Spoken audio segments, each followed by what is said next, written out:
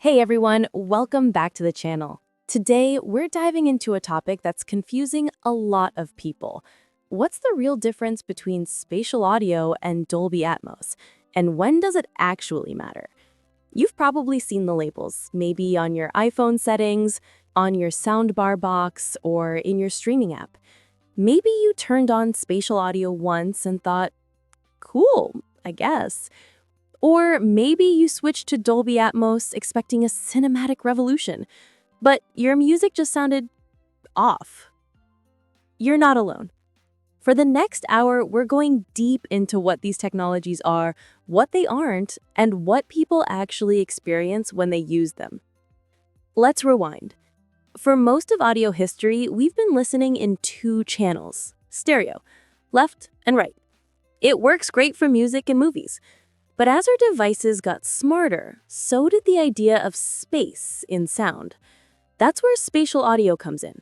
It's not just louder or clearer, it's audio that feels like it's coming from around you, front, back, above your head. It's 3D audio. Dolby Atmos, on the other hand, is a specific format built by Dolby that takes sound and places it in 3D space with precision. Not just channels, but sound objects that can move.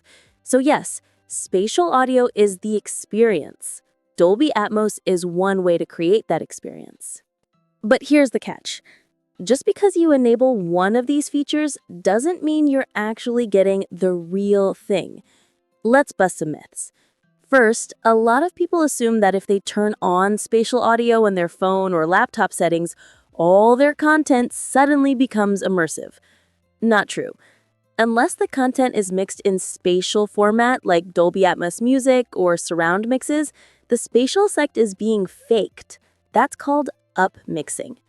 And people feel it. One guy mentioned how music started sounding tinny and distant after turning on spatial audio. He thought it was his headphones. It wasn't. It was the spatial setting forcing stereo into fake surround. Another person was excited about Dolby Atmos on their streaming app, until they realized only certain movies or songs actually used it.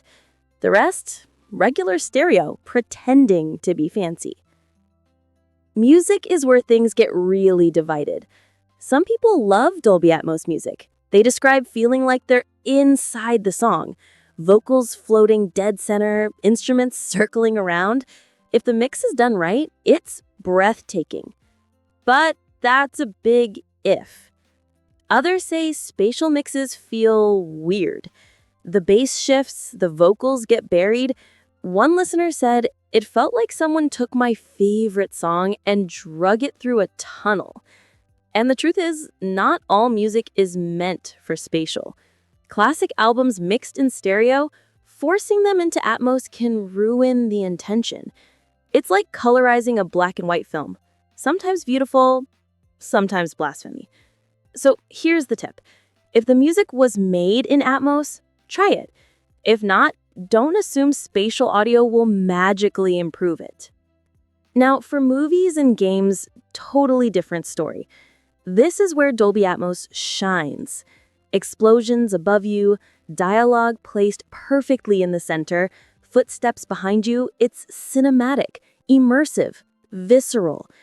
And spatial audio tech helps even if you don't have a full 7.1.2 speaker setup. A good pair of headphones with Atmos support can simulate that vertical sound space. Gamers especially notice this. Footstep direction, grenade throws, environmental cues, it's not a gimmick, it's tactical. Just remember, your setup matters. If your device doesn't decode Atmos properly, you're not hearing what was intended. And sometimes, stereo is just cleaner and faster for competitive gaming. If you're looking to experience Dolby Atmos the way it's meant to be heard, here are some of the best headphones and earbuds in 2025 that truly deliver. Apple AirPods Pro 3rd Gen USB-C, seamless Atmos integration with iPhones and Apple Music. Great head tracking too. Sony WH-1000X-M6, excellent 3D spatial sound with broad device support and adaptive listening. Sennheiser Momentum 4 wireless, balanced tuning, expansive soundstage, and Dolby Atmos compatibility with streaming services. SteelSeries Arcticus Nova Pro Wireless, ideal for PC and console gamers with immersive positional audio and customization. Bose Quiet Comfort Ultra Earbuds 2nd Gen, refined noise canceling and impressive Atmos support for mobile and movies. These aren't just spec sheets. They've been tested by real users who care about fidelity and immersion. But always match your headphones with compatible devices and apps to get the most out of Atmos. There's real frustration in the audio community. People expect spatial audio or Atmos to always be better, but sometimes it's worse. Muffled vocals, echo chamber effects, and it leads to second guessing. Are my headphones broken? Is this song mixed wrong? Am I just not hearing it right? That doubt, that's the emotional tax of overhyped features. And yet, when it works, it's magic. A listener described hearing a live concert in Atmos and literally crying. The crowd, the reverb, the stage, it felt like being there. That's the promise. But to get that magic, you need the right content, gear, and expectations. Here's your practical guide. Start with the content. Is it actually mixed in Dolby Atmos or spatial format? Apps like Apple Music and Tidal label this. So do Netflix and Disney+. Check your gear. Does your phone, TV, receiver, or headphones actually support Atmos decoding? Some just simulate it. Know your use case. For music, stereo might still sound best. For movies and games, Atmos is often worth it. Test both ways. Try with spatial on and off. Use your ears. You might be surprised by what feels more natural. Watch for artifacts. If the sound feels hollow, echoey, or flat, disable spatial modes. It's not you, it's the upmixing. So, spatial audio and Atmos aren't magic buttons. They're tools, formats, ways to create space and immersion when used intentionally. Don't let the labels make you feel like you're missing out, and don't force it if it doesn't sound right. Audio is deeply personal. Some people crave that wide open soundstage.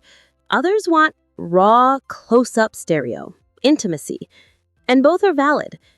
The best thing you can do is learn what each mode is doing and choose what sounds right to you. Thanks for sticking with us for this deep dive. If you found this helpful, hit that like button. It helps more people cut through the noise.